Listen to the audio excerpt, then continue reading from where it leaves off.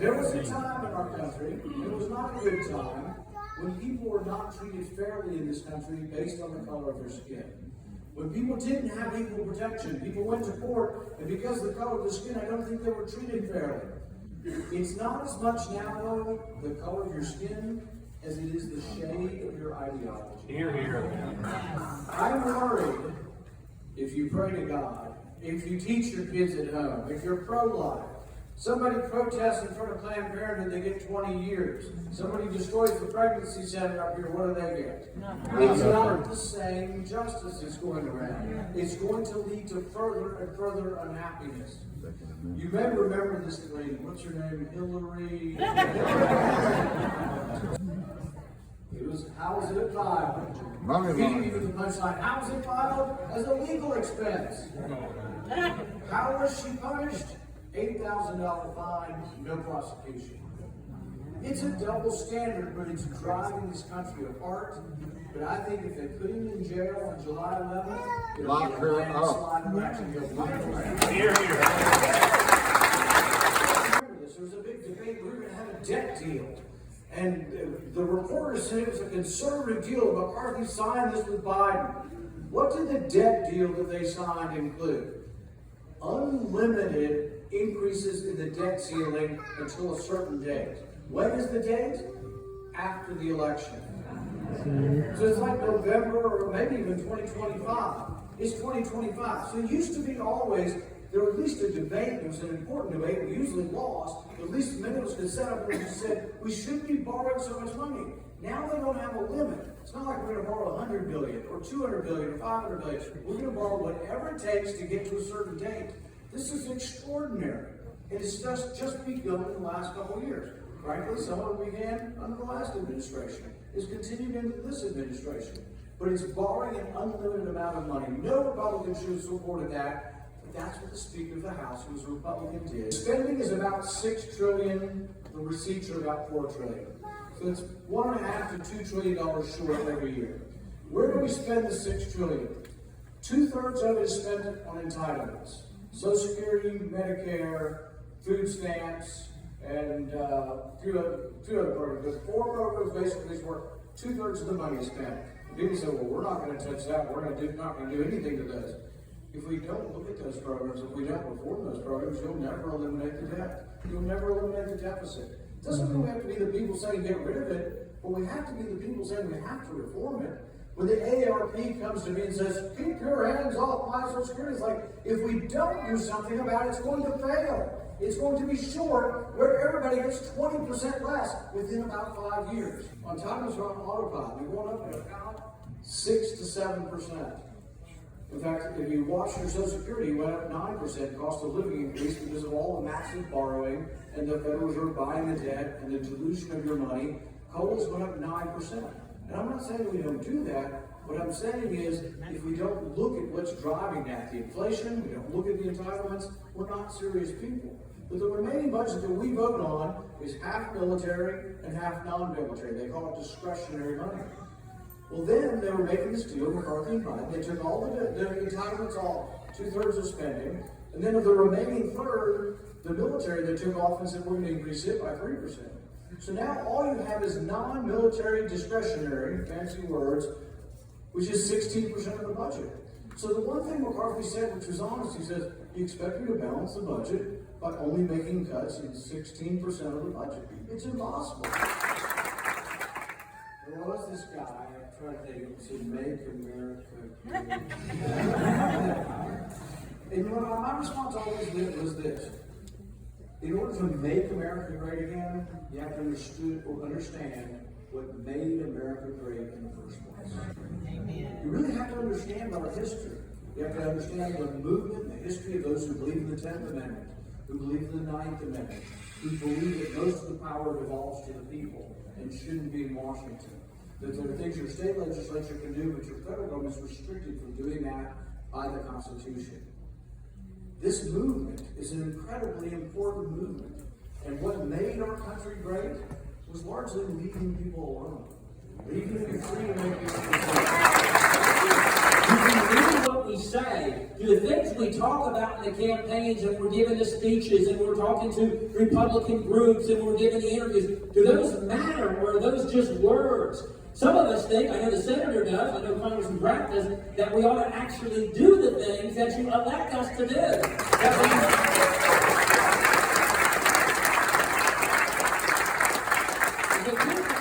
Democrats and Republicans, many differences, but when it comes to the campaigning side, Democrats run as moderates, and they get to D.C., and they vote, and they govern, and they operate as crazy communist Marxists, all of them. Right.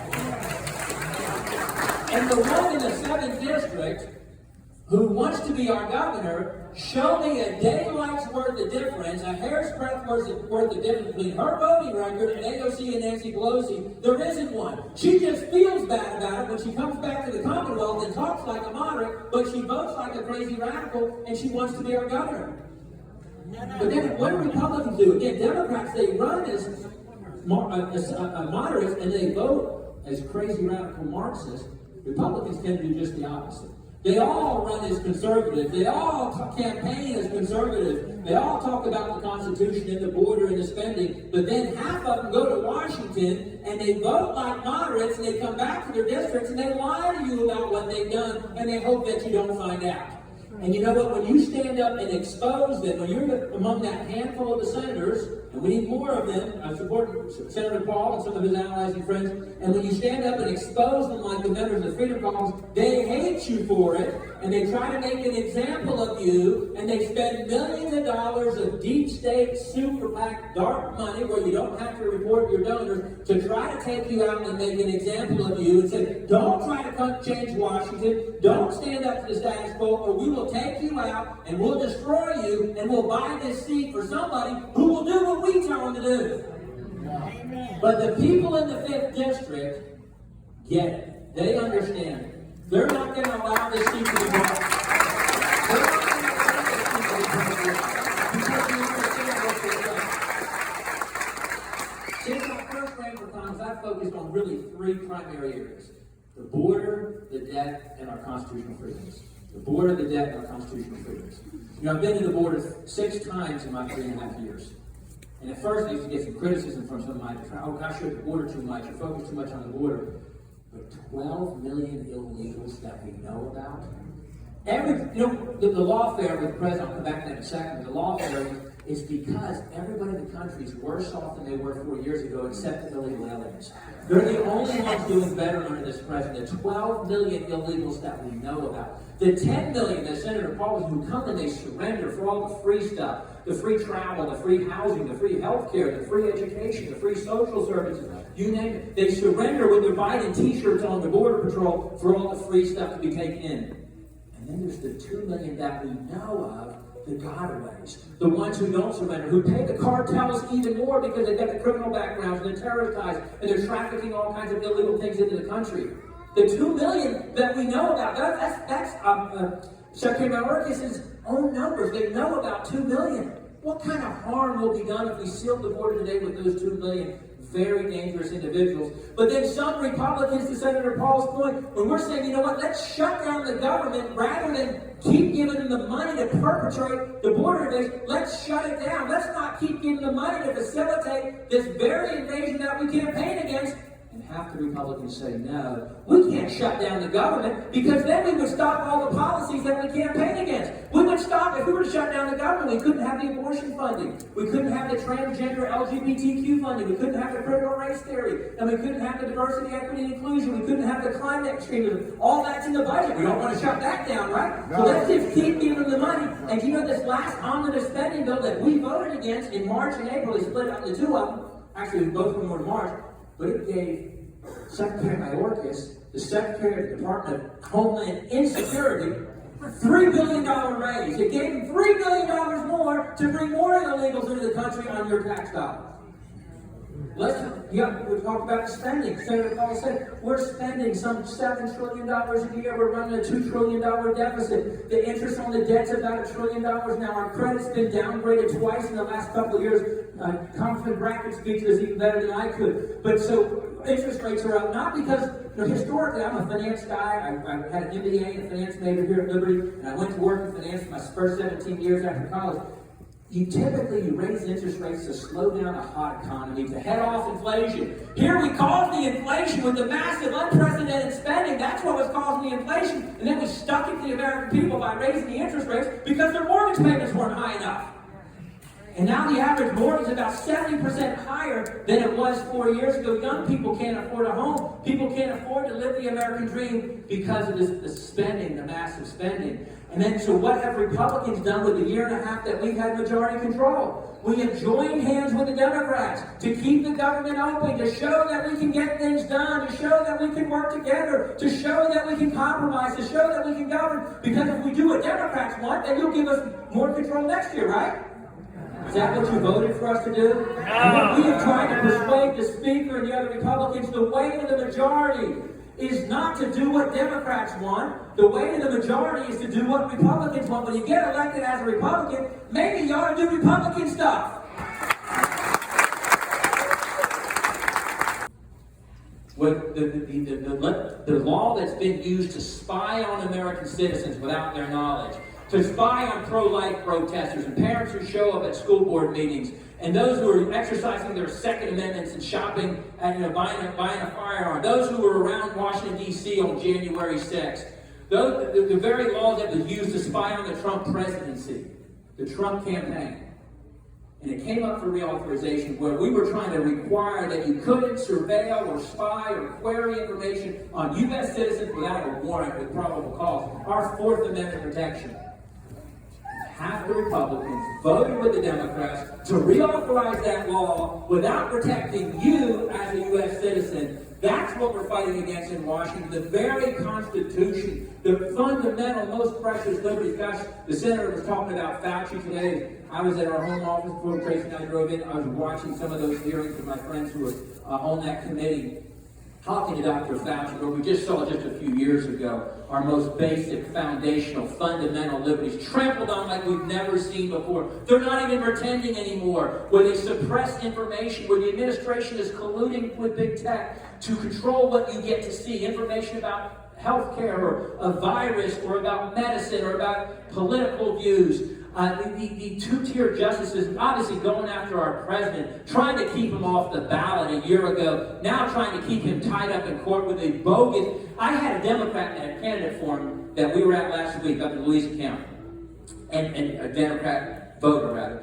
It was a candidate forum, and by the way, I think I mentioned my opponent won't debate. I've agreed to 7 different debates, he's agreed to 0. Well, this was a candidate forum, but it was the 3 Democrats in Louisa County. Robin Horn was part of getting this set up, our former chair in Louisa. And he had 2 chairs for the 2 Republicans, only one of which was occupied. One was empty in case my opponent showed up. But I had a Democrat come up to me afterwards, and she said, when we were doing Q&A in different corners of the room, and she said to me, "How can you vote for President Trump with 34 felony convictions?"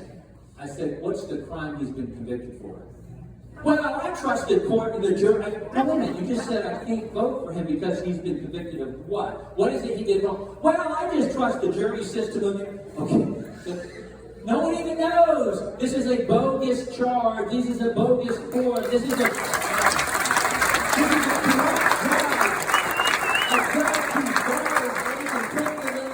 off the very trial. It's a corrupt DA whose campaign was funded by George Soros, and he said he was going to go after the president. This is Soviet style. Show me the man, I'll show you the crime. This is going after your political opponents like a third world country, like a banana republic, and the American people see it for what it is.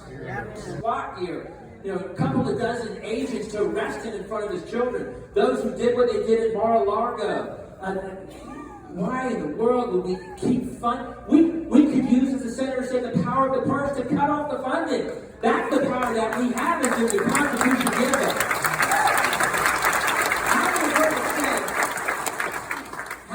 You don't buy the criticism, you take it. How many have heard it said, "Oh, this is the least productive Congress ever. They passed the fewest amount of bills ever." How many have heard that as a term of derision? And you have to say, "Thank you very much." Yeah.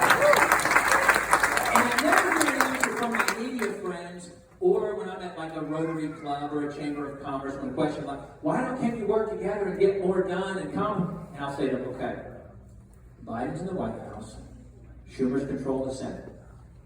what is it you would like me to do more of that they will both agree to?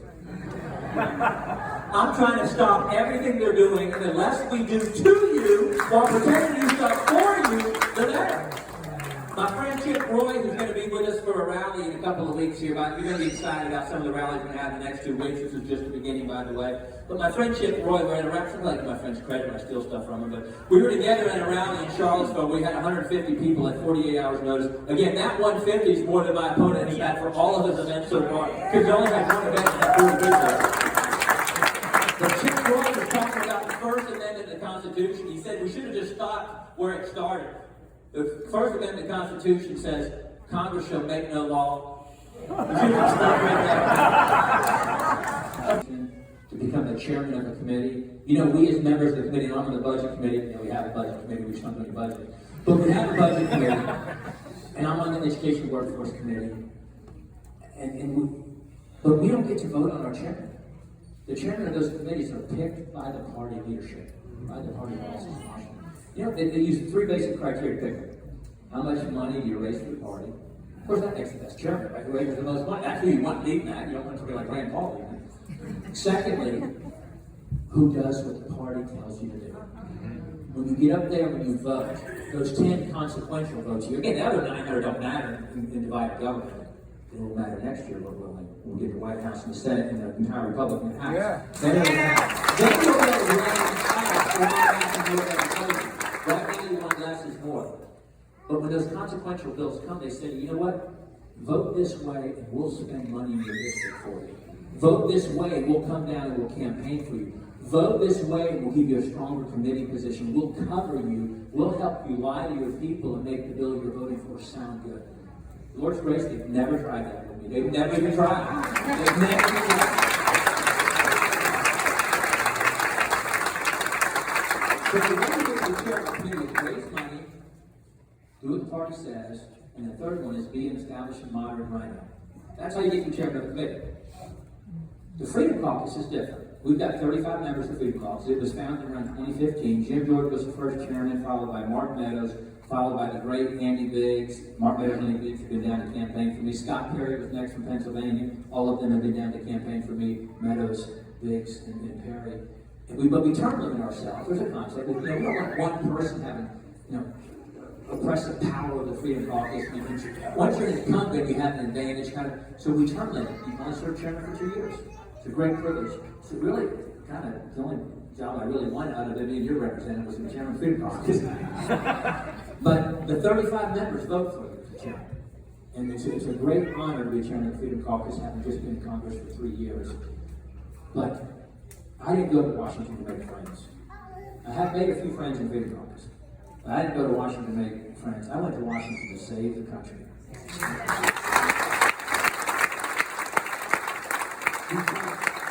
The reason why some of us spend most of our time fighting our own side is because we think the current track we're on is unsustainable. We think it's broken, it's really broken. And we just can't keep spending and borrowing like this. The people, you're suffering under this inflation at the grocery store, at the gas pump, when you pay the utility bill, when you try to pay the housing bill, the rent, or the mortgage, you're suffering. And you're hurting. And my hope is that the American people have suffered enough. And they've connected it sufficiently to the politics and the people in government that they're going to make their voices heard on November 5, and we're going to have a difference in Washington. They're going to take out the Senate, we're going to get President Trump reelected, and we're going to change our House majority because the country can't take more of this. So what you're doing matters. You're making the contributions and taking money to run a campaign. You can see what's with the TV ads and the smears. By the way, anybody asks you about what's being said by my opponent, here's the real simple short answer. He's lying. He's right. A liar, and liars lie. Now see, that's exactly right. Liars lie. They don't lie some of the time. Liars lie. And this is a dishonest, a campaign based on lies. I stand behind everything I've done since I first stepped into that arena in the fall of 2019, announced my race for 2020. I stand behind how I've campaigned. I stand behind how I've operated as your congressman. And I'll say in the media interviews sometimes, tell me one lie that I've told since I started this journey. Tell me one that I've told or one dishonest thing that I've done. I stand behind all of them. We were running tough, we're running hard, we're running strong, and we're going to win this. We're not going to lie to do it. We don't have to lie. We're going to tell the truth, and truth is a friend of our campaign.